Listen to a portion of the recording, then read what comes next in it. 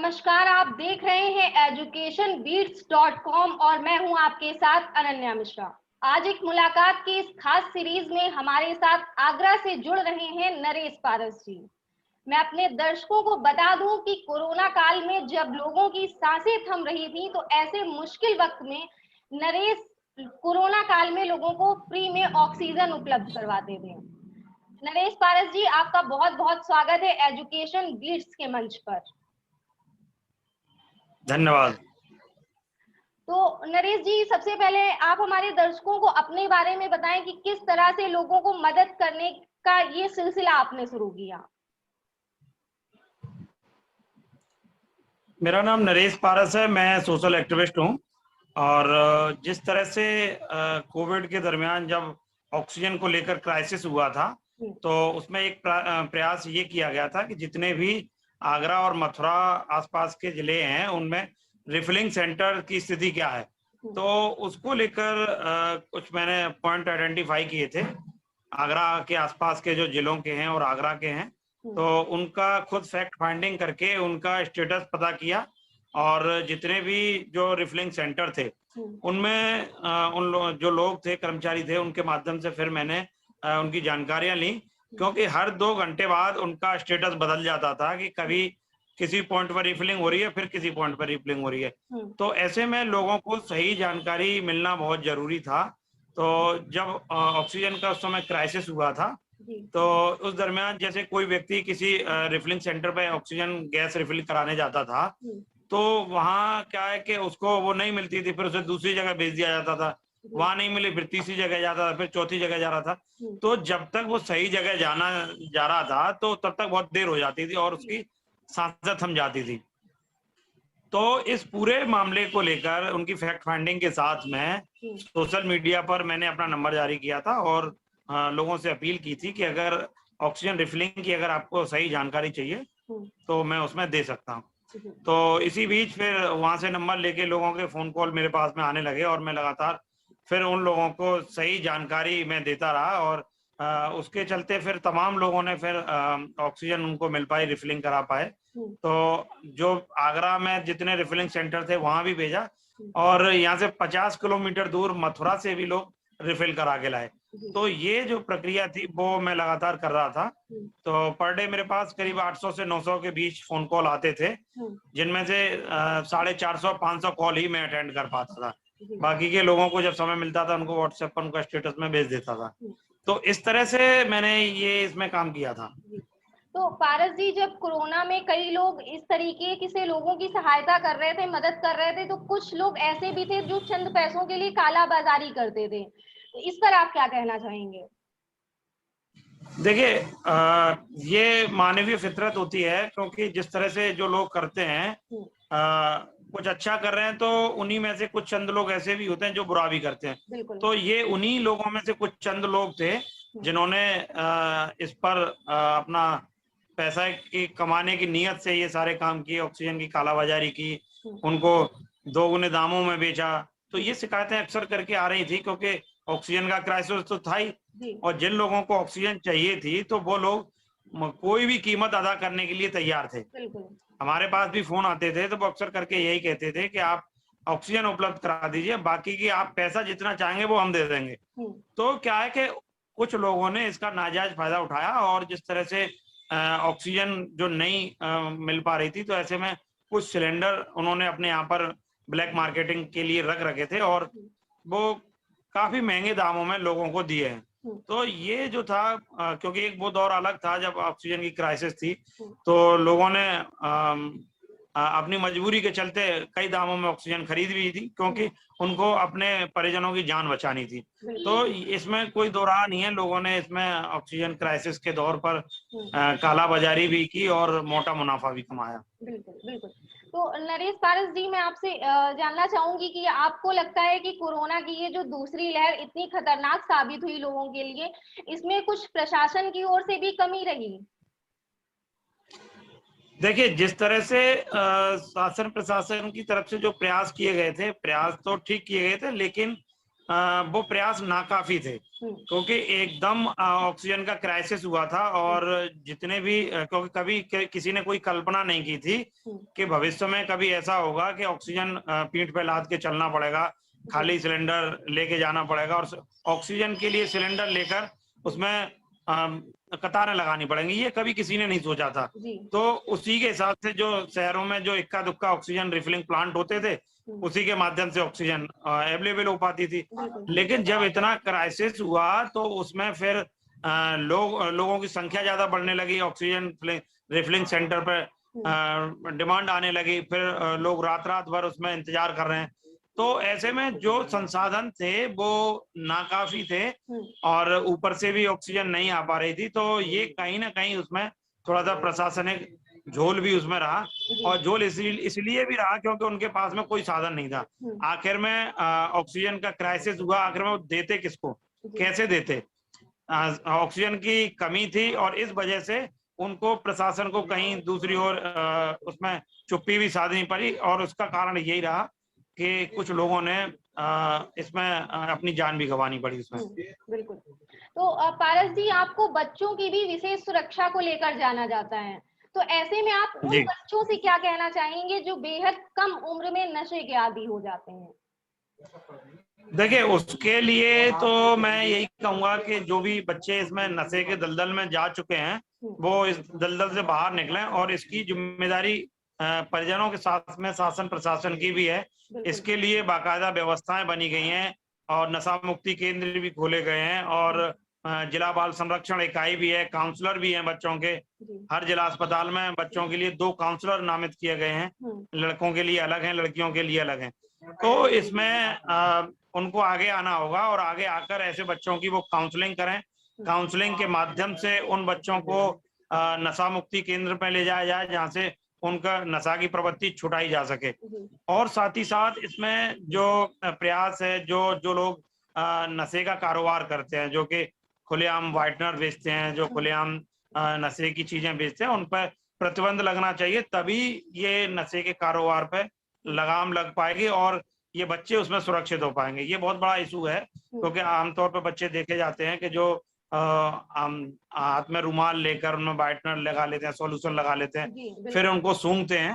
तो ये जाहिर सी बात है कि इससे बच्चों में नशे की प्रवृत्ति बढ़ रही है, और वो लगातार उसमें नशे के आगोश में समेटते जा रहे हैं। तो ये कहीं ना कहीं हमारे समाज के लिए घातक साबित हो सकती है, अगर, चूंकि ये जो बच्चे हैं कल देश का भविष्य है, ये जवान भी होंगे, देश की जिम्मेदारियां इनके कंधे पर आएंगी। लेकिन अगर अभी से अगर इस तरह से ये नशे में डूबे रहे तो फिर नहीं लगता कि इन बच्चों का कोई भविष्य होगा।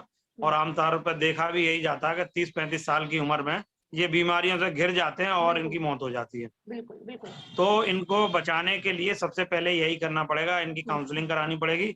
काउंसलिंग के साथ साथ में जो नशे के प्रोडक्ट बेच रहे हैं उन पर प्रतिबंध लगाना आवश्यक है। जी।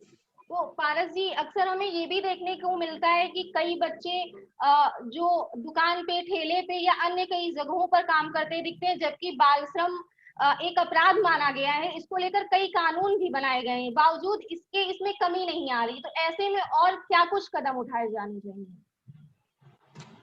देखिए, जो बाल श्रम को लेकर अगर हम बात करें तो हमारे पास में मजबूत कानून भी है। इसमें स्पष्ट कहा गया है कि 14 वर्ष से कम आयु का बच्चा किसी भी तरह का कोई काम नहीं कर सकता है। 15 साल से लेकर 18 साल तक के बच्चे वो काम कर सकते हैं जिसमें उनकी जान को खतरा ना हो। लेकिन अगर ऐसे में कोई बच्चा अगर काम कर रहा है, 14 साल से नीचे की उम्र का है, तो वो सीधे सीधे अपराध के दायरे में आता है, और चाइल्ड लेबर एक्ट के तहत उसमें मुकदमा पंजीकृत होना चाहिए। और यही नहीं कि क्योंकि उसमें स्पष्ट प्रावधान है कि ऐसा काम जिससे पैसे की आमदनी होती है तो वो बाल श्रम की कैटेगरी में आता है। तो सीधे तौर पे अगर बच्चों से काम कराया जा रहा है और उनसे पैसे की आमदनी हो रही है तो वो अपराध के दायरे में आता है, उस पर कार्रवाई होनी चाहिए। और साथ में इसमें जुवेनाइल जस्टिस एक्ट को भी इसमें प्रावधान किया गया है कि उसमें भी प्रतिबंधित किया गया कि अगर कहीं किसी तरह से इस तरह का काम होता है तो उसमें चाइल्ड लेबर एक्ट के साथ साथ जे एक्ट के नियम के अनुसार भी उसमें कार्रवाई होनी चाहिए। क्योंकि आमतौर पर होता ऐसा है कि सरकार किसी तरह से जब ये रेस्क्यू ऑपरेशन चलाए जाते हैं, तो रेस्क्यू ऑपरेशन में सिर्फ इतना किया जाता है कि बच्चों को रेस्क्यू कराएंगे, रेस्क्यू कराने के बाद में जिन जिन जिन लोगों के पास में से बच्चे पकड़े जाते हैं, जहां से रेस्क्यू होते हैं, उन्हीं को बच्चे दोबारा से सौंप दिए जाते हैं। तो कानूनी कार्रवाई वो केवल कागजी कानूनी कार्रवाई रह पाती है, जबकि नियम तो ये होना चाहिए कि जब बच्चे रेस्क्यू किए गए हैं तो उनको बाकायदा पुनर्वासित किया जाए, सरकार की योजनाओं से उनको जोड़ा जाए, क्योंकि सरकार की बहुत सारी स्कीम यहाँ पर चल रही हैं। श्रम विभाग की भी एक स्कीम है, बाल श्रमिक विद्या योजना है, उसमें बच्चों का स्कूल में एडमिशन कराया जाता है। उसके बाद में बच्चे को हर महीने, लड़का है तो उसे 1,000 रुपए और लड़की है तो उसे 1,200 रुपए हर महीने सरकार द्वारा दिए जाते हैं। तो क्या है कि कहीं ना कहीं कानून की जानकारी का अभाव है लोगों में, और जिसकी वजह से नहीं हो पाते हैं। और जो स्टेक होल्डर हैं, चाहे जो वो चाइल्ड प्रोटेक्शन कमेटी हो, चाइल्ड वेलफेयर कमेटी हो, तो इन सारे स्टेक होल्डरों को मिलके एक जॉइंट एक्शन प्लान बनाना चाहिए। तो और जॉइंट एक्शन प्लान के माध्यम से ही तब इस पे बाल मजदूरी पर अंकुश लगाया जा सकता है, और इसमें पुनर्वास जो है, बच्चों का रिहेबिलिटेशन है, वो एक अहम जिम्मेदारी का रोल बन सकता है, और उसमें साथ ही इनकी मॉनिटरिंग की विशेष आवश्यकता रहती है। जी। तो नरेश पारस जी, कोरोना काल में जहां सभी को काफी दिक्कतों का सामना करना पड़ा, वहीं स्टूडेंट्स और एजुकेशन फील्ड्स को भी काफी नुकसान हुए हैं। तो ऐसे में जो स्टूडेंट्स की पढ़ाई का जो है नुकसान हो रहा है, तो ऐसे में इसकी भरपाई कैसे की जा सकती है? देखिए, ये जग जाहिर है, क्योंकि पिछले 1.5 साल से किसी भी तरह की कोई क्रियाविधि नहीं हो रही है। बच्चों की पढ़ाई पूरी तरह से बंद है, स्कूल सारे बंद हैं, और बच्चों को सिर्फ इतना किया जा रहा है कि उनको कहीं प्रमोट कर दिया जा रहा है, लेकिन प्रमोट करने के साथ साथ उन बच्चों की नींव कमजोर हो रही है। जहां हम डिजिटल एजुकेशन की बात करते हैं, ऑनलाइन एजुकेशन की बात करते हैं, क्योंकि एक बहुत बड़ा वर्ग जो है कि सरकारी स्कूलों से जुड़ा हुआ, ग्रामीण परिवेश में रहने वाले बच्चे सरकारी स्कूलों में पढ़ते हैं, उनके पास में अगर वो ऑनलाइन क्लासेज होती हैं तो वो नहीं कर पाते हैं, क्योंकि पूरे परिवार के पास में एक मोबाइल होता है, और उसमें बच्चों की संख्या 4 या 5 रहती है। तो पूरे परिवार की अगर संख्या अगर हम जोड़ के चलें तो 7-8 लोगों का परिवार बैठता है। तो ऐसे में बच्चों की वो ऑनलाइन पढ़ाई तो हो नहीं पाती है, और वो भी जाए तो किसी तरह से खाना पूर्ति रहती है। तो बच्चों का जो शैक्षिक स्तर है वो काफी कमजोर हो चुका है, और बच्चों की नींव कमजोर हो गई है। ऐसे में अगर प्रमोट कर भी रहे हैं तो कहीं ना कहीं उन बच्चों की शिक्षा के साथ में ये एक समझौता है, और बच्चों को जो चीज मिलनी चाहिए, जो शिक्षा का स्तर वो होना चाहिए, वो इसमें नहीं हो पा रहा है। तो अगर इसमें प्रयास ये किया जाए, सरकार अपनी गाइडलाइन जारी करे और उसमें इन बच्चों को स्कूल के जो बच्चे स्कूल जाते हैं उन स्कूलों को दोबारा से खोला जाए, और सोशल डिस्टेंसिंग के साथ में आधे आधे उनकी 2 शिफ्टों में पढ़ाई शुरू करा दी जाए, और तो शायद कुछ संभव हो पाएगा। क्योंकि कुछ ना कुछ ऐसा नहीं है कि बच्चों को पढ़ाई ही उसमें होता है, लेकिन बच्चे जब स्कूल जाते हैं तो उनकी पूरी दिनचर्या उसमें एंगेज रहती है। दिनचर्या ऐसे एंगेज रहती है कि जो बच्चा पढ़ रहा है वो सुबह जल्दी जगेगा स्कूल के नाम से, फिर वो नहाएगा भी, धोएगा, तैयार होगा, फिर उसको लंच भी ले जाएगा। तो वो सारी प्रक्रिया रहती है। लेकिन अब क्या है कि जब से कोविड आ गया है, पूरा देश बंद है, तो ऐसे में बच्चे की सारी जो आदतें हैं वो बिगड़ गई हैं। बच्चा लेट तक रात में जागता है, लेट जगता है, नहाने धोने का उनका कोई समय निर्धारित नहीं है, खाने पीने का कोई समय निर्धारित नहीं है। बच्चे बाहर ग्राउंड में खेलते नहीं हैं, क्योंकि उसमें कोविड का डर रहता है। तो ये कहीं ना कहीं बच्चों के एजुकेशन के साथ साथ उनके स्वास्थ्य पर और विकास पर भी प्रभाव डाल रहा है। तो कहीं ना कहीं इस पूरे मामले में लेके सरकार को इसमें गंभीर होना पड़ेगा, क्योंकि बिना शिक्षा के सारी बातें अधूरी हैं, सब अधूरा है। तो जब बच्चों को शिक्षा नहीं मिल पाएगी तो कहीं ना कहीं हम उनमें अपने बच्चों के साथ में समझौता कर रहे हैं, और ये बहुत जरूरी है। बच्चों को शिक्षा के लिए आगे आना पड़ेगा। प्रशासन को अब बहुत कुछ हो गया, अब चूंकि जिस तरह से तीसरी लहर का दावा किया जा रहा है कि तीसरी लहर बच्चों के लिए आएगी, उसमें भी संशय बना हुआ है। कुछ अखबार कह रहे हैं कि तीसरी लहर नहीं आएगी तो वो बच्चों के लिए घातक नहीं है, कुछ कह रहे हैं कि घातक है। तो इस पर सरकार का एक स्पष्ट नजरिया होना चाहिए। सरकार अपना स्पष्ट नजरिया दे कि आखिर में किस तरह से प्रभावी हो पाएगा ये, और उस पर एक अपनी गाइडलाइन निर्धारित करे स्कूलों को, क्योंकि आज स्कूल सारे बंद हैं, तो ऐसा नहीं है कि स्कूल बंद है तो वो फीस नहीं ले रहे हैं, फीस सारे स्कूल ले रहे हैं। बिल्कुल। चाहे स्कूल बंद रहा हो, बहुत सारी अपनी सारी गतिविधियों को बताते हुए आज भी अभिभावक की जेब पर वो डाका डाल रहे हैं, आज भी उनसे पैसे मांगते हैं। तो ऐसा नहीं है कि स्कूल बंद है तो उनसे फीस नहीं ली जा रही, फीस पूरी ली जा रही है। तो सरकार अपनी गाइडलाइन बनाए, ऐसे स्कूलों में शिफ्टों में बच्चों को बुलाया जाए। तो नरेश जी, अगला सवाल है मेरा आपसे कि देश में काफी तेजी से वैक्सीनेशन किया जा रहा है, बावजूद इसके कि कोरोना संक्रमण का खतरा अभी भी खत्म नहीं हुआ है, लेकिन लोग लापरवाही बरत रहे हैं, तो आप उनसे क्या कहना चाहेंगे? मेरा कहना यही है कि सभी लोगों से कि जो सरकार वैक्सीन दे रही है तो समय से सारे लोग वैक्सीन लगवा लें, और चूंकि वैक्सीन ही बचाव है, और साथ में सोशल डिस्टेंस का पालन करें, कोरोना की जो गाइडलाइन है उसका उपयोग करें। अगर कहीं भी आप निकल रहे हैं तो बिना मास्क के कोई ना निकले, और चूंकि ये जानकारी ही बचाव है, और जब तक आप एक दूसरे से पास में रहेंगे या संक्रमित होने का खतरा अभी भी बना हुआ है, तो सीधे तौर पर यही है कि जितना बचाव हो सके उतना बचाव करें, 2 गज की दूरी रखें, मास्क लगाए रखें, घर पर अगर आते हैं तो वो अपने आप उसमें दूर रहें, उनको साफ सफाई करें, हाथों को धोते रहें, और वैक्सीन जरूर लगवाएं, क्योंकि वैक्सीन जो है वो कहीं ना कहीं एक रामबाण का काम कर रही है। और वैक्सीन लगाने के साथ साथ आप कोविड के नियमों का अगर पालन करेंगे तो हम इस कोरोना को हरा पाएंगे, ये बहुत जरूरी है। लापरवाही किसी भी तरह की न बरतें। जिस तरह से बाजार खुल रहे हैं, अनलॉक हो गया है, तो देखा जा रहा है कि बाजारों में लोगों की संख्या लगातार बढ़ रही है, भीड़ बहुत बढ़ रही है, बिना मास्क के लोग घूम रहे हैं, तो ये कहीं ना कहीं इनकी लापरवाही जो है कि कोविड को नौता दे रही है। तो मैं फिर कह रहा हूँ कि कोरोना अभी जिंदा है, कोरोना अभी क्या नहीं है। हाँ, ये है कि थोड़ा सा हल्का जरूर हुआ है कि ये दोबारा से अटैक करेगा। जी बिल्कुल। वैज्ञानिकों का लगातार संकेत आ रहा है, उनको सुझाव दिए जा रहे हैं कि कोविड दोबारा से आएगा, तीसरी लहर आएगी, तो इसको लेकर हम लोगों को सतर्क रहना चाहिए। तो ये लापरवाही बिल्कुल ना करें। तो पारस जी, एक आखिरी सवाल आपसे और पूछना चाहूंगी कि एजुकेशन बीट्स के माध्यम से जो दर्शक आपको सुन रहे हैं, आपको देख रहे हैं, आप उन्हें क्या मैसेज देना चाहेंगे?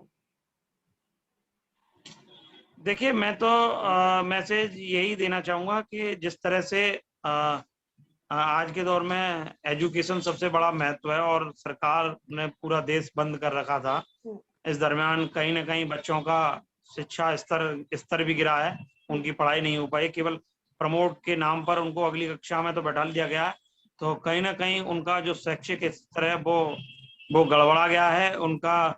तो इसी तरह से यही है कि स्कूलों में जहां आप अपने बच्चों को पढ़ा रहे हैं, अपने स्कूल संचालकों से थोड़ा सा अनुरोध करें, जब स्कूल खुल जाएं तो उसमें बच्चों को शिफ्टों में उनको बुलवाएं। और साथ ही साथ आपके चैनल के माध्यम से मैं ये भी कहना चाहूँगा कि जिस तरह से एजुकेशन का स्तर है, क्योंकि आज के दौर में जिस तरह से कुछ बच्चे रोड किनारे मिलते हैं, सड़कों पर भीख मांगते हुए दिखाई देते हैं, तो ऐसे बच्चों को भी अडॉप्ट का मतलब मैं ये नहीं कह रहा हूँ कि आप उसमें घर में ले जाइए, ऐसे बच्चों को चिन्हित करके आप किसी सरकारी स्कूल में दाखिला करा सकते हैं, उसकी बच्चे की मॉनिटरिंग कर सकते हैं कि वो बच्चा पढ़ रहा है या नहीं पढ़ रहा है, तो उस बच्चे का शैक्षिक स्तर भी बनेगा, और वो कहीं ना कहीं वो बच्चा शिक्षित होगा, और समाज में ऐसे बच्चों का जब वो बच्चा शिक्षित हो जाएगा, समाज भी शिक्षित होगा। तो ये एक अहम भूमिका है, और आप अपने माध्यम से इस तरह से प्रयास कर सकते हैं, लोगों से अगर अपील करें तो वो लोग बच्चों को शिक्षा से जोड़ने के लिए आगे आएंगे, और ये एक बहुत बड़ा पुण्य का काम होगा। बिल्कुल। तो नरेश पारस जी, आपका बहुत बहुत धन्यवाद हमारे साथ जुड़ने के लिए। खैर, हम आपसे धन्यवाद। मिलेंगे एक मुलाकात की अगली सीरीज में, तब तक के लिए जुड़े रहिए एजुकेशन बीट्स के साथ। नमस्कार। एक मुलाकात के अगले एपिसोड में फिर मिलेंगे एक नई शख्सियत के साथ। जुड़े रहिए एजुकेशन बीट्स के साथ।